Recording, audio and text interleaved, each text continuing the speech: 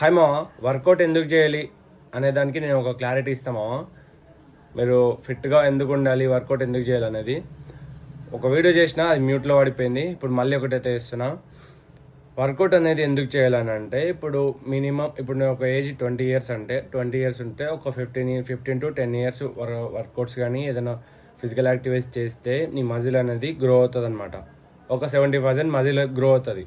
ఇప్పుడు నేను ఇంకా అదే నా ఫ్రెండ్ 20 ఇయర్స్ నుంచి ఏం వర్కౌట్స్ కానీ ఏం చేయకుండా ఫుడ్ కానీ హెల్తీ ఫుడ్ తినకుండా చెత్త ఫుడ్ అని తిని ఉంటే వానికి మజిల్ అనేది ఒక ఒక 25% ఉంటుంది.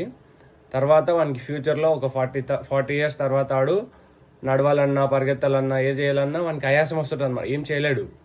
అదే ఇప్పుడు వర్కౌట్ చేసినవాడు కానీ ఫిట్గా ఉన్నవాడు మాత్రం అప్పుడు చేస్తే అప్పుడు వాడు పరిగెత్తగలుగుతాడు, వాడు నడవగలుగుతాడు, వాడు ఏదైనా చేయగలుగుతాడు.